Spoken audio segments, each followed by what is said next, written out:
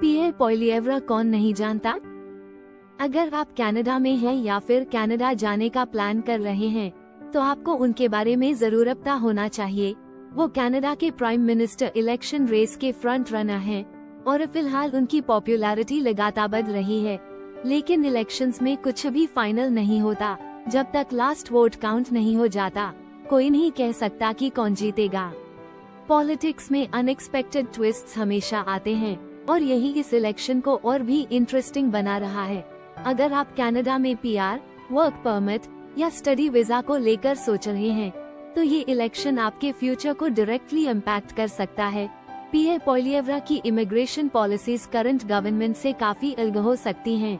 उनकी focus areas में economic reforms, lower taxes और स्ट्रिक्टर इमिग्रेशन पॉलिसीज शामिल हो सकती हैं। कुछ रिपोर्ट्स में कहा गया है कि अगर वो पावर में आते हैं तो इमिग्रेशन टारगेट्स में बदलाव आ सकता है और कुछ कैटेगरीज में रूल्स और भी टफ हो सकते हैं। लेकिन सिर्फ कंप्लेन करने से कुछ नहीं बदलेगा। अगर आप कनाडा मूव करने का सोच रहे हैं या ऑलरेडी वहां हैं, तो आपको प्रोएक्टिव रहना पड़ेगा। आपको अपनी स्ट्रैटेजी अपडेट करनी होगी और चेंजिंग सिनेरियो के साथ अपनी प्लानिंग एडजस्ट करनी होगी। ये समय है स्मार्ट डिसीजंस लेने का, सही वीजा कैटेगरी चूज करने का और अपने फ्यूचर को सिक्योर करने का। अब सवाल ये है कि आप कैसे तैयार हो सकते हैं। अगर आप कनाडा के लिए सीरियस हैं, तो ज़ील इमिग्रेशन कंसल्टेंसी आपके लिए राइट गाइडेंस ला सकता है। हम अपडेटेड पॉलिसीज को मॉनिटर करते हैं और आपको बेस्ट पॉसिबल ऑप्शंस बताते हैं ताकि आप इमिग्रेशन चेंजेस से नेगेटिवली इम्पैक्ट न हो। अगर आप चाहते हैं कि हम पियर पॉलिएव्रा की पॉसिबल इमिग्रेशन पॉलिसीज, कनाडा के फ्यूचर और आपके ऑप्शंस पर डिटेल में डिस्कशन करें, तो कमेंट करें और अपने सवाल पूछें। कनाडा की इमिग्रेशन पॉलिसीज में बदलाव होने वाले हैं, क्या आप तैयार हैं? अगर आप कनाडा मूव करने का प्लान बना रहे हैं तो ये वीडियो आपके लिए बहुत इम्पोर्टेंट हो सकती है। आजकल के पॉलिटिशियंस ने एक नया फॉर्मूला डेवलप कर लिया है, बस कर दो कि इमिग्रेशन ही सारी प्रॉब्लम्स की जड़ है और पब्लिक अटेंशन वही फोकस हो जाती है। लेकिन क्या सच में ऐसा है? इसका सही आंसर डेटा और फैक्ट्स देखने के बाद ही मिल सकता है। जैसे मैंने अपनी प्रीवियस वीडियो में डिस्कस किया था, कनाडा में हाउसिंग क्राइसिस बढ़ रहा है और इसका ब्लेम इमिग्रेंट्स पर डाला जा रहा है। कहा जा रहा है कि पीयूष और बाकी इंटरनेशनल स्टूडेंट्स जो यहाँ स्टडी करने आए थे, उनकी वजह से हाउसेस नहीं बन रहे। लेकिन क्या ये सच में रीजन है? बाकी तो बहाना है, इट्स अ बिग जोक। अब बात करते हैं पियर पॉलिएव्रा की। उन्होंने ओपनली कहा है कि अगर वो प्राइम मिनिस्टर बनते हैं तो कनाडा का इमिग्रेशन सिस्टम इतनी सिग्निफिकेंट चेंज से गुजरेगा कि फ्यूचर जनरेशंस तक याद रखेंगी कि ऐसा इमिग्रेशन प्लान कभी आया था। तो अब सवाल ये उठता है, क्या ऐसे मेजर चेंजेस आने वाले हैं जो कनाडा के इमिग्रेशन सिस्टम को पूरी तरह से बदल देंगे? क्या एक्सप्रेस एंट्री, पीएनपी और स्पाउसल स्पॉन्सरशिप प्रोग्राम्स पर कोई इम्पैक्ट पड़ेगा? वर्क परमिट्स और स्टडी वीजास के लिए क्या न्यू रिस्ट्रिक्शंस आ सकती हैं? अगर आप कनाडा में सेटल होने का सोच रहे हैं या ऑलरेडी वहां हैं, तो आपको प्रोएक्टिव रहने की जरूरत है। इमिग्रेशन रूल्स लगातार चेंज हो रहे हैं और ज़ील इमिग्रेशन कंसल्टेंसी आपकी मदद कर सकता है एनी टेस्ट पॉलिसीज को समझने और इसी वीजा स्ट्रैटेजी बनाने में। तो अगर आप चाहते हैं कि हम पियर पॉलिएव्रा के इमिग्रेशन चेंजेस, कनाडा के फ्यूचर और आपके बेस्ट पॉसिबल ऑप्शंस पर डिटेल में बात करें, तो कमेंट करें और अपने सवाल पूछें। क्या आप इस बदलाव के लिए रेडी हैं? पियर पॉलिएव्रा ने कनाडा के इमिग्रेशन सिस्टम को 3H हाउसिंग, हेल्थ केयर और हायरिंग से जोड़ा है। उनका कहना है कि हम पॉपुलेशन ग्रोथ को हाउसिंग स्टॉक के 3 गुना रेट से नहीं बढ़ा सकते, जैसा कि ट्रूडो कर रहे हैं। हमें ऐसा ग्रोथ रेट चाहिए जो हाउसिंग, हेल्थ केयर और एम्प्लॉयमेंट से कम हो। इसका मतलब यह है कि इमिग्रेशन का सीधा कनेक्शन हाउसिंग अवेलेबिलिटी से होगा, यानी कितने नए इमिग्रेंट्स कनाडा में आएंगे ये इस बात पर डिपेंड करेगा कि कितने नए हाउसेस बन रहे हैं। अगर हाउसिंग सप्लाई कम हुई तो इमिग्रेशन टारगेट्स भी कम किए जा सकते हैं। हेल्थ केयर भी एक मेजर फैक्टर होगा। अगर हेल्थ केयर सर्विसेज पहले से ही ओवरलोडेड हैं, तो नए इमिग्रेंट्स की संख्या को कंट्रोल किया जाएगा ताकि सिस्टम पर ज्यादा प्रेशर न पड़े। हायरिंग यानी जॉब मार्केट भी एक बड़ा डिसाइडिंग फैक्टर बनेगा। अगर कनाडा में जॉब मार्केट वीक है अनएम्प्लॉयमेंट बढ़ रही है और एम्प्लॉयर्स को वर्कर्स की जरूरत नहीं है, तो इमिग्रेशन भी कम होगी। लेकिन अगर लेबर शॉर्टेज होती है तो स्किल्ड वर्कर्स की डिमांड बढ़ सकती है। इससे ये भी तय किया जाएगा कि कौन से ऑक्यूपेशंस को ज्यादा प्रेफरेंस मिलेगी। इस बदलाव का सबसे बड़ा असर एक्सप्रेस एंट्री, PNP और टेम्पररी फॉरेन वर्कर प्रोग्राम्स पर पड़ सकता है। अब सिर्फ पॉइंट्स बेस्ड सिस्टम नहीं चलेगा, बल्कि लेबर मार्केट की रियल टाइम नीड्स के हिसाब से इमिग्रेशन पॉलिसीज सेट होंगी। अगर आप कनाडा मूव करने का प्लान बना रहे हैं तो आपको इन चेंजेस के लिए तैयार रहना होगा। ज़ील इमिग्रेशन कंसल्टेंसी आपको लेटेस्ट पॉलिसी चेंजेस और बेस्ट वीजा ऑप्शंस पर गाइडेंस दे सकता है, ताकि आप सही डिसीजंस ले सकें। क्या आपको लगता है कि यह नया अप्रोच कनाडा की इकोनॉमी और इमिग्रेंट्स के लिए फायदेमंद होगा? कमेंट करें और अपना ओपिनियन शेयर करें। पियर पॉलिएव्रा और उनकी पार्टी इंटरनेशनल स्टूडेंट्स को कनाडा में बढ़ती जॉबलेसनेस, हाउसिंग क्राइसिस और हेल्थ केयर प्रेशर का एक बड़ा कारण मान रही है। उनका कहना है कि स्टडी परमिट्स की संख्या अनकंट्रोल्ड तरीके से बढ़ रही है, जिससे post graduate work permits PGWP holders की संख्या भी बहुत ज्यादा हो गई है। PGWP स्टूडेंट्स को 13 साल तक कनाडा में काम करने की अनुमति देता है, जिससे वे लोकल जॉब मार्केट में कंपटीशन बढ़ा रहे हैं।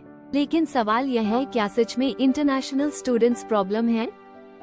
इंटरनेशनल स्टूडेंट्स कनाडा की इकोनॉमी में अरबों डॉलर्स कंट्रीब्यूट करते हैं। Tuition fees, rent, daily expenses और पार्ट टाइम जॉब्स के जरिए ये स्टूडेंट्स हर साल कनाडा की इकोनॉमी को मजबूत बनाते हैं। कई स्टूडेंट्स कैनेडियन एम्प्लॉयर्स के लिए एसेंशियल वर्कफोर्स का हिस्सा बन जाते हैं, खासकर ऐसे सेक्टर्स में जहां लोकल वर्कर्स की कमी है। सरकार खुद इंटरनेशनल स्टूडेंट्स को बुलाती है। कॉलेजेस और यूनिवर्सिटीज भारी ट्यूशन फीस चार्ज करते हैं और फिर स्टूडेंट्स को ही ब्लेम किया जाता है। ये कितना फेयर है? पॉलिएव्रा स्टडी परमिट्स की संख्या को कंट्रोल करने की बात कर रहे हैं, जिससे PGWP होल्डर्स की संख्या कम होगी। लेकिन अगर ये पॉलिसी लागू हुई तो इसका असर उन स्टूडेंट्स पर पड़ेगा जो कनाडा में स्टडी करके PR का रास्ता अपनाना चाहते हैं। एक्सप्रेस एंट्री और PNP प्रोग्राम्स में कैनेडियन एजुकेशन का फायदा मिलता है, लेकिन अगर स्टडी परमिट्स कम कर दिए गए तो ये पाथवे भी मुश्किल हो सकता है। अगर आप कनाडा में स्टडी करने का प्लान बना रहे हैं तो आपको आने वाले वीजा पॉलिसी चेंजेस के लिए तैयार रहना होगा। ज़ील इमिग्रेशन कंसल्टेंसी आपको सही गाइडेंस और फ्यूचर अपॉर्चुनिटीज के बारे में जानकारी दे सकता है, ताकि आपकी इमिग्रेशन जर्नी स्मूथ हो। क्या आपको लगता है कि स्टडी परमिट्स कम करना सही सोल्यूशन है? कमेंट करें और अपनी राय दें। अगर पियर पॉलिएव्रा जीतते हैं तो कनाडा का इमिग्रेशन सिस्टम पूरी तरह बदल सकता है, खासकर इंटरनेशनल स्टूडेंट्स और PGWP होल्डर्स के लिए। खुद इमिग्रेशन मिनिस्टर ने भी एडमिट किया है कि इमिग्रेशन आउट ऑफ कंट्रोल हो चुका है और 2023 में करीब 6 लाख लोगों को PGWP मिला, जो अब इस उम्मीद में होंगे कि उन्हें कुछ सालों में PR मिल जाएगी।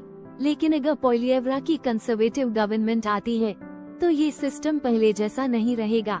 सबसे बड़ा बदलाव स्टडी परमिट्स के नंबर्स में देखने को मिलेगा, यानी कनाडा में आने वाले इंटरनेशनल स्टूडेंट्स की संख्या कम कर दी जाएगी।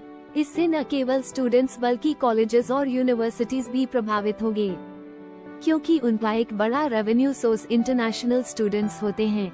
इसके अलावा स्टडी परमिट से वर्क परमिट में ट्रांजिशन मुश्किल किया जा सकता है, जिससे स्टूडेंट्स को कनाडा में लीगली काम करने का रास्ता सीमित होगा।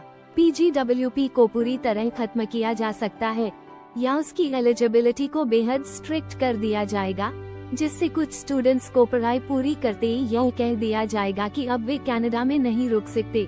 इसके अलावा कुछ कोर्सेज की PGWP एलिजिबिलिटी पूरी तरह खत्म हो सकती है, जिससे केवल हाई डिमांड जॉब्स या सर्टेन प्रोग्राम्स में पढ़ने वाले स्टूडेंट्स को ही वर्क परमिट दिया जाएगा।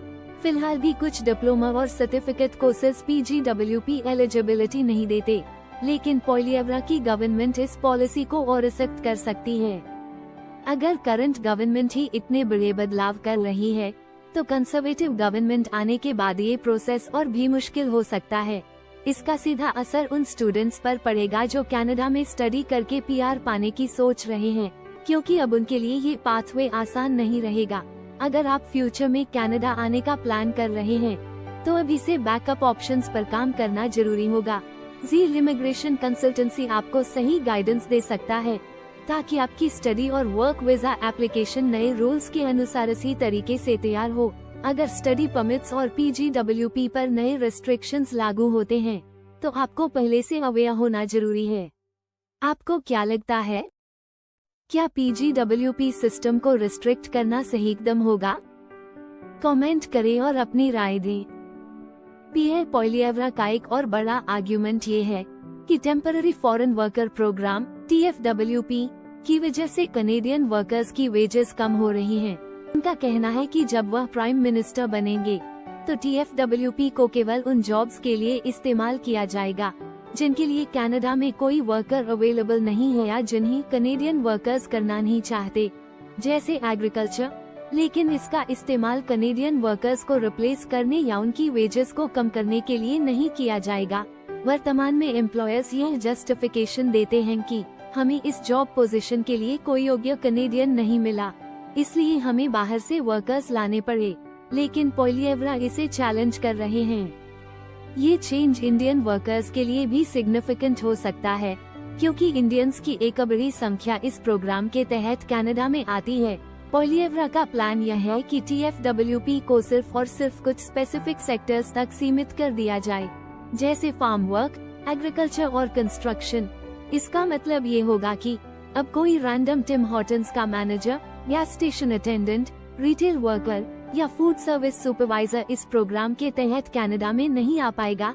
केवल हाई डिमांड और एसेंशियल सेक्टर्स में ही टेम्पररी फॉरेन वर्कर्स को वीजा दिया जाएगा, जिससे लो स्किल जॉब सीकर्स के लिए कनाडा आने के रास्ते लगभग बंद हो सकते हैं। ये पॉलिसी एम्प्लॉयर्स के लिए भी एक बड़ा बदलाव लाएगी क्योंकि वे अब आसानी से विदेशी वर्कर्स को हायर नहीं कर पाएंगे और उन्हें कनेडियन वर्कर्स को हायर वेजेस और बेहतर बेनिफिट्स देने पड़ सकते हैं। इसके अलावा इंडस्ट्रीज जैसे हॉस्पिटैलिटी और रिटेल को लोकल वर्कफोर्स पर ज्यादा डिपेंड करना पड़ेगा, जो कई छोटे बिजनेसेस के लिए चैलेंज बन सकता है। अगर ये पॉलिसी लागू होती है तो इंडियन वर्कर्स को कनाडा में जॉब अपॉर्चुनिटीज ढूंढने के लिए ऑल्टरनेटिव पाथवेज तलाशने होंगे, जैसे स्किल्ड वर्कर प्रोग्राम्स या डायरेक्ट PR ऑप्शंस। कनाडा में टेम्पररी जॉब्स के जरिए एंट्री पाना और बाद में PR में ट्रांजिशन करना अब पहले जितना आसान नहीं रहेगा। ऐसे में यदि आप कनाडा में वर्क अपॉर्चुनिटीज को एक्सप्लोर कर रहे हैं तो आपको नए इमिग्रेशन ट्रेंड्स और चेंजिंग पॉलिसीज को ध्यान में रखते हुए अपने ऑप्शंस को केयरफुली प्लान करना होगा। ज़ील इमिग्रेशन कंसल्टेंसी आपकी मदद कर सकता है कि आप सही जॉब कैटेगरी चुनें और लॉन्ग टर्म इमिग्रेशन गोल्स को अचीव कर सकें। क्या आपको लगता है कि TFWP में ये रिस्ट्रिक्शन सही कदम होगा या इससे कनाडा की इकोनॉमी को नुकसान हो सकता है? कमेंट करें और अपनी राय दें। कनाडा में हाउसिंग क्राइसिस को लेकर जो सबसे कॉमन नैरेटिव है वो यही है कि इंटरनेशनल स्टूडेंट्स और इमिग्रेंट्स इसकी वजह हैं, लेकिन यह आर्ग्यूमेंट पूरी तरह से एक्यूरेट नहीं है। अगर गवर्नमेंट चाहती तो हाउसिंग क्राइसिस को 2 साल में ही सॉल्व कर सकती थी, लेकिन असली प्रॉब्लम ये है कि कनाडा की पूरी इकोनॉमी का एक बड़ा हिस्सा हाउसिंग मार्केट से जुड़ा हुआ है। लाखों लोगों की लाइफ सेविंग्स, उनकी रिटायरमेंट प्लान्स और फाइनेंशियल सिक्योरिटी उनके घरों की वैल्यू पर डिपेंड करती है।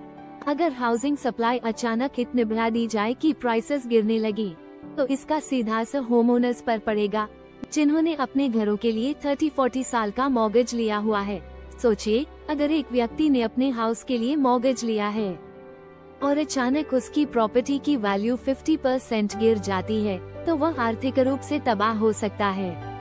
यही वजह है कि गवर्नमेंट कभी भी हाउसिंग क्राइसिस को पूरी तरह से सॉल्व नहीं करना चाहती, क्योंकि इससे इकोनॉमी पर बड़ा नेगेटिव इम्पैक्ट पड़ सकता है। खुद ट्रूडो ने कहा था कि housing prices can not drop because it's a major part of people's retirement savings. इसका मतलब यह है कि जिन लोगों के पास पहले से प्रॉपर्टी है उनके लिए सिचुएशन अच्छी है, क्योंकि उनकी इन्वेस्टमेंट सुरक्षित है और उनकी प्रॉपर्टी की वैल्यू बढ़ती जा रही है। लेकिन फर्स्ट टाइम होम बायर्स या नए इमिग्रेंट्स के लिए यह एक बड़ी प्रॉब्लम बन जाती है, क्योंकि वे हाई हाउसिंग कॉस्ट्स की वजह से मार्केट में एंट्री नहीं कर पाते। इसके बावजूद सरकार इंटरनेशनल स्टूडेंट्स, और इमिग्रेंट्स को हाउसिंग क्राइसिस का दोषी ठहराकर असली समस्या से ध्यान हटाने की कोशिश कर रही है, जबकि असली मुद्दा ये है कि कंस्ट्रक्शन, लैंड रेगुलेशंस और स्पेक्युलेटिव इन्वेस्टमेंट के कारण हाउसिंग सप्लाई डिमांड से काफी पीछे रह गई है। इसलिए जब भी कोई पॉलिटिशियन हाउसिंग क्राइसिस के लिए इमिग्रेशन को ब्लेम करता है, तो ये समझना जरूरी है कि यह सिर्फ एक पॉलिटिकल डिस्ट्रैक्शन हो सकता है, न कि असली सोल्यूशन। पोलिएवरा का एक और बड़ा वादा ये है कि वे कनाडा के इमिग्रेशन नंबर्स को हाउसिंग सप्लाई से लिंक कर देंगे, मतलब जितने ज्यादा नए घर बनेंगे उतने ही ज्यादा इमिग्रेंट्स को अलाउ किया जाएगा। अब सवाल यह उठता है कि क्या ये पॉलिसी सही है या फिर ये सिर्फ एक पॉपुलिस्ट मूव है। हिस्टोरिकली देखा जाए तो दुनिया भर में एवरेज इनकम और हाउस प्राइसेस का एक बैलेंस रहता है, लेकिन कनाडा में ये रेशियो पिछले कुछ सालों में काफी बिगड़ चुका है। पहले जहां लोग अपनी सालाना इनकम के 4-5 गुना में घर खरीद सकते थे, कई सिटीज में ये रेशियो 10-15 गुना तक पहुंच गया है। पोलिएवरा की लॉजिक ये है कि अगर हाउसिंग सप्लाई बढ़ाई जाती है तो डिमांड और सप्लाई का गैप कम होगा और इससे रेंट और हाउस प्राइसेस नीचे आएंगे। लेकिन असली चैलेंज ये है कि हाउसिंग सप्लाई इतनी तेजी से बढ़ाई ही नहीं जा सकती जितनी तेजी से पॉपुलेशन बढ़ रही है। Land regulations, construction delays, labour shortages और हाई मटेरियल कॉस्ट्स जैसी कई समस्याएं हैं जो हाउसिंग सप्लाई को आर्टिफिशियली स्लो कर देती हैं। दूसरी बात यह है कि कनाडा में हाउसिंग सिर्फ रहने के लिए नहीं, बल्कि एक मेजर इन्वेस्टमेंट एसेट भी बन चुका है। जब तक रियल एस्टेट को एक स्पेक्युलेटिव मार्केट की तरह ट्रीट किया जाता रहेगा, तब तक सप्लाई बढ़ने से भी प्राइसेस कम होने की संभावना कम ही रहेगी। सरकारें हाउसिंग अफोर्डेबिलिटी की बात तो करती हैं, लेकिन कोई भी हाउस प्राइसेस को सिग्निफिकेंटली गिराने का रिस्क नहीं लेना चाहता, क्योंकि इससे उन लोगों को भारी नुकसान होगा जिनकी लाइफ सेविंग्स घरों में इन्वेस्ट हो चुकी है। अब देखने वाली बात ये होगी कि क्या पोलिएवरा की यह पॉलिसी सच में रेंट्स और हाउस प्राइसेस कम कर पाएगी, या फिर यह सिर्फ एक इलेक्शन प्रॉमिस बनकर रह जाएगी। अगर हाउसिंग स्टार्ट्स को इमिग्रेशन नंबर से स्ट्रिक्ट तरीके से जोड़ा जाता है, तो इससे शॉर्ट टर्म में इमिग्रेशन नंबर्स काफी कम हो सकते हैं, जिससे जॉब मार्केट और लेबर सप्लाई पर असर पड़ सकता है। लेकिन अगर इसे एक लॉन्ग टर्म स्ट्रैटेजी की तरह देखा जाए और हाउसिंग सेक्टर को तेजी से डेवलप करने पर फोकस किया जाए, तो इससे कनाडा में रहने की अफोर्डेबिलिटी बढ़ सकती है। ओवरऑल यही एक बोल्ड मूव है, लेकिन इसका एक्चुअल इम्पैक्ट एग्जीक्यूशन पर डिपेंड करेगा। अगर पोलिएवरा की गवर्नमेंट आती है, तो पीआर मिलना पहले जितना आसान नहीं रहेगा, बल्कि इसे इतना मुश्किल बना दिया जाएगा कि जो लोग इसे हासिल कर लेंगे वे खुद को लकी समझेंगे। पहले जैसा सिस्टम नहीं रहेगा जहां एक नॉर्मल जॉब पकड़कर $21 पर आवर कमाकर कुछ पॉइंट्स जोड़कर पीआर मिल जाती थी। अब इसे इतना स्ट्रिक्ट बनाया जाएगा कि एप्लीकेंट्स को लिटरली पीआर के लिए रिक्वेस्ट करनी पड़ेगी। इसका सबसे बड़ा इम्पैक्ट इंडियंस पर होगा, क्योंकि वे सबसे ज्यादा कनाडा माइग्रेट करते हैं। ऑफिशियल डेटा को देखें तो चाइना और फिलीपींस के मुकाबले कनाडा में इंडियन इमिग्रेंट्स की संख्या सबसे ज्यादा होती है। अगर पीआर पाथवेज को ड्रास्टिकली कम किया जाता है, तो यह एक फनल की तरह काम करेगा, जहां एंट्री पॉइंट्स तो बहुत होंगे, स्टूडेंट्स, टेम्पररी वर्कर्स, लेकिन एग्जिट यानी पीआर स्पॉट्स बहुत कम होंगे। स्टडी परमिट्स को पहले ही लिमिट किया जा चुका है और फ्यूचर में इसे और ज्यादा रिड्यूस किया जा सकता है।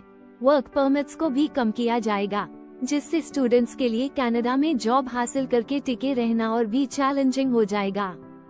पीआर स्पॉट्स को इतना कम कर दिया जाएगा कि केवल हाईली स्किल्ड, हाई इनकम और स्पेसिफिक प्रोफेशंस वाले लोग ही क्वालिफाई कर पाएंगे।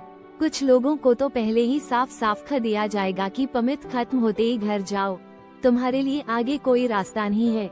इससे उन थाउजेंड्स ऑफ स्टूडेंट्स और टेम्पररी वर्कर्स पर सीधा असर पड़ेगा, जो पीआर की उम्मीद में लाखों रुपए इन्वेस्ट करके कनाडा आते हैं। अगर पोलिएवरा अपनी प्रपोज्ड इमिग्रेशन पॉलिसीज इम्प्लीमेंट करते हैं, तो कनाडा आने का सपना सिर्फ एक सिलेक्टेड एलीट ग्रुप के लिए पॉसिबल रह जाएगा, जबकि बाकी लोगों के लिए ये सिर्फ एक टेम्पररी एक्सपीरियंस बनकर रह जाएगा। पोलिएवरा की इस बात से मैं 100% अग्री करता हूँ कि फेक इंटरनेशनल कॉलेजेस को बंद करना जरूरी है। ये कॉलेजेस सिर्फ इंटरनेशनल स्टूडेंट्स की हाई ट्यूशन फीस पर सर्वाइव कर रहे थे, और अब जब मार्क मिला, इमिग्रेशन मिनिस्टर ने स्टडी परमिट्स को थोड़ा कम किया, तो इनकी असलियत सामने आ गई।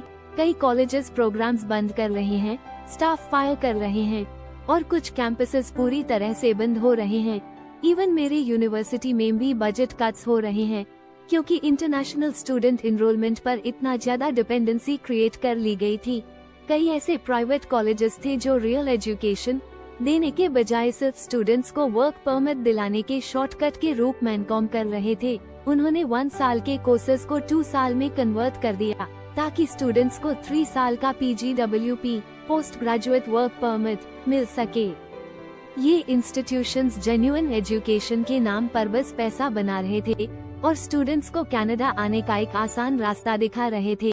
लेकिन अब जब गवर्नमेंट स्टडी परमिट्स रिस्ट्रिक्ट कर रही है, तो इनका असली बिजनेस मॉडल एक्सपोज्ड हो गया है। मुझे खुशी हो रही है सीइंग दिस, क्योंकि इससे रियल एजुकेशन इंस्टीट्यूशंस और डिजर्विंग स्टूडेंट्स को फायदा मिलेगा। जेन्युइन स्टूडेंट्स के लिए कनाडा में अपॉर्चुनिटीज अब भी रहेंगी, लेकिन low quality money making institutions जो सिर्फ PR पाथवे प्रोवाइड करने के लिए बने थे, उनका सफाया होना चाहिए। आने वाले समय में ये ट्रेंड और भी बढ़ेगा और केवल हाई क्वालिटी इंस्टीट्यूशंस ही सस्टेन कर पाएंगे। इलीगल बॉर्डर हॉपिंग एक बड़ा इशू बन चुका है, खासकर कनाडा से US और US से कनाडा के बीच। ट्रम्प और पोइलिएव्रा दोनों ने से लेकर ट्रूडो गवर्नमेंट को जमकर क्रिटिसाइज किया है। कई लोग इलीगल तरीके से कनाडा से US जा रहे थे और जब ट्रम्प ने इस पर कनाडा को टैरिफ्स लगाने की धमकी दी, तब ट्रूडो गवर्नमेंट ने तुरंत थाउजेंड्स ऑफ ट्रूप्स बॉर्डर पर भेज दिए। अब सवाल यह उठता है कि अगर ट्रूडो पहले ही ये कदम उठा सकते थे, तो उन्होंने पहले क्यों नहीं किया? पोइलिएव्रा का कहना है कि ट्रूडो गवर्नमेंट को सिर्फ एक्सटर्नल प्रेशर में आकर एक्शन लेना पड़ा, जबकि ये प्रॉब्लम पहले से ही मौजूद थी। अब बॉर्डर सिक्योरिटी पहले से कहीं ज्यादा टाइट होगी और इसका सीधा असर वीजा एप्लीकेशंस पर पड़ेगा। अगर आपकी प्रोफाइल में थोड़ा भी डाउट हुआ या कोई भी रेड फ्लैग दिखा, तो आपकी वीजा एप्लीकेशन रिजेक्ट हो सकती है। वीजा ऑफिसर्स अब और ज्यादा कॉशियस होंगे, जिससे अप्रूवल रेट्स ड्रॉप हो सकते हैं। कनाडा की इमिग्रेशन पॉलिसी अब पूरी तरह शिफ्ट हो रही है। पहले जहां सिस्टम ज्यादा ओपन और वेलकमिंग था, अब वह सिर्फ हाईली स्किल्ड प्रोफेशनल्स और फाइनेंशियली स्ट्रॉन्ग एप्लीकेंट्स के लिए ही एक्सेसिबल होगा। इन शॉर्ट, इमिग्रेशन अब सिर्फ सबसे बेस्ट क्वालिफाइड लोगों के लिए होगी। PR और वर्क परमिट्स पहले की तरह आसानी से नहीं मिलेंगे। अब अगर आपको वीजा मिलता है, तो आपको लिटरली हाथ जोड़कर थैंकफुल होना पड़ेगा, क्योंकि कंपटीशन इतना बढ़ने वाला है कि अप्रूवल मिलना रेयर होगा। It will move from unlimited to limited. चाहे लिबरल्स जीते या कंजर्वेटिव्स, दोनों ही अब मैसिव इमिग्रेशन के पक्ष में नहीं है। अगर आप कनाडा प्लान कर रहे हो, तो अब डिसीजंस बहुत सोच समझ कर लेने पड़ेंगे। यह जरूरी है कि आप सही इन्वेस्टमेंट करें, सही कोर्स या जॉब चुनें और इमिग्रेशन रूल्स को क्लोजली फॉलो करें। थैंक्स फॉर वॉचिंग, सब्सक्राइब जरूर करना और मिलते हैं नेक्स्ट वीडियो में।